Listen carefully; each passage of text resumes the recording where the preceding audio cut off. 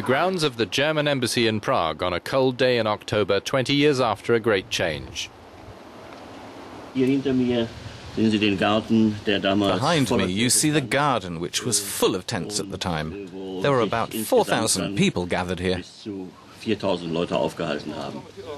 Starting in the summer of 1989, 15,000 East German political refugees stormed the West German embassy in the Czech capital in the hope of going over to the West. Czechoslovakia was the last country the GDR bordered that one didn't need a passport or a visa to get into. This embassy interpreter at the time was afraid things were about to get out of hand. You can imagine 4,000 people in such a limited space and who didn't know what was going to happen to them. It was from the embassy balcony that the foreign minister of the German Federal Republic gave his speech on the 30th of September 1989. Hans-Dietrich Genscher told the refugees they would be welcome in the West. The fall of the Berlin Wall was only a few weeks away.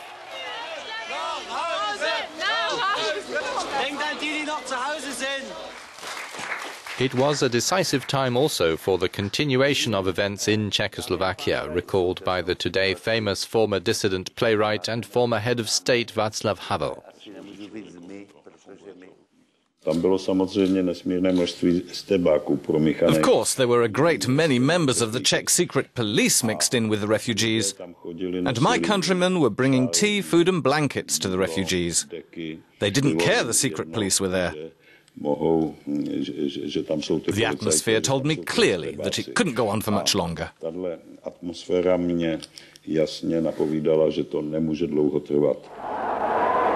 8 days after the Berlin Wall came down, 15,000 people marched in Prague.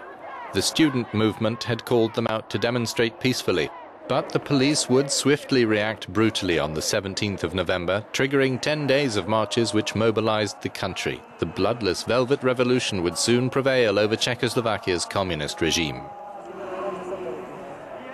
It was the fruit of years of dissidence. Monika Pajerova was one of the student movement leaders during the Velvet Revolution of 1989. We were children of parents who had some experience with trying to have democracy, trying to have human rights, at least for a couple of months. And I think also the fact that Charter 77 and other civic groups were operating here in Czechoslovakia, there was a kind of environment in which dissident circles were moving. And we students knew about it and we were in contact with these people. So I think that's why it was quite peaceful and velvet in Czechoslovakia, because there was an environment prepared for change. A Soviet-led invasion in 1968 had crushed the political reforms in the period known as the Prague Spring, which Slovak Alexander Dubček had tried to bring in. 2 heavy decades followed. Jan Palach, a student, protested by self-immolation in the early days of 1969. His act and others like it marked the nation, and resistance was organized underground. Artists and intellectuals formed Charter 77, a petition demanding freedoms. Say no to the devil, say no. Evangelist priest Vlata Karasek was banned from preaching and, like many others, was imprisoned for signing the charter. When he was released from prison, he continued his rebellion in song, so was exiled. For him, the Velvet Revolution came as a godsend. I was convinced that I would not see communism let go in my lifetime. I told myself it would be a bloodbath. So many things had been sacrificed in the name of communism. It covered nearly half the world. Then, all at once, the final whistle was about to blow. That was a big surprise for me. The Café Slavia is a haven where Prague intellectuals have been meeting for decades. Simon Panek runs one of the Czech Republic's biggest non-governmental organizations. He was part of the student movement in 1989. It's the kind of a big surprise when we realized that the communist leadership is really weak, completely disorganized, unable to do anything, emptying the positions. So it was not revolution, it was not confrontation, it was basically basically fulfilling the empty positions because the communists just basically ran away from power without the support from Moscow and without the support from media, let's say communist groups in the Czech Republic, because most of the Communist Party members more or less joined the demonstrations as well. Several cultural initiatives were set rolling for the 20th anniversary of the dissolution of the Iron Curtain to help people today understand 40 years of communism, especially the generation after 1989. Launched by the NGO Opona, Circus Totality is at work on a whole series of cultural events connecting the public with the past.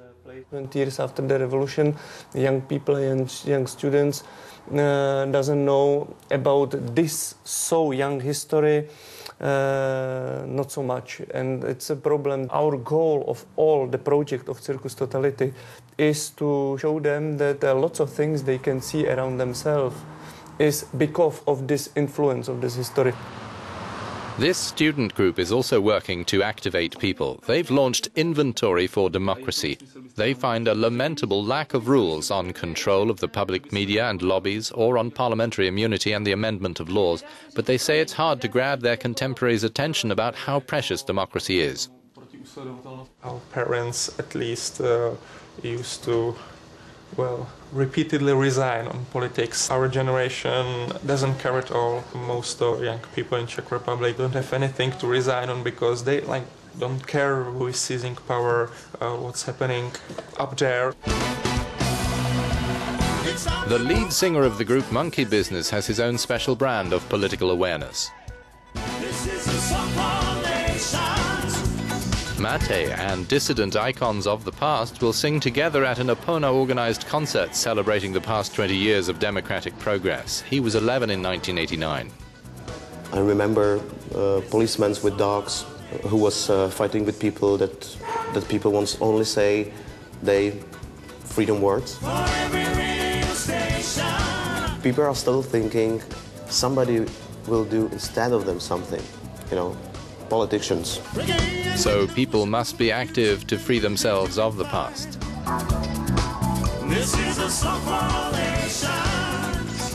The young people have to think what they can do for their own lives.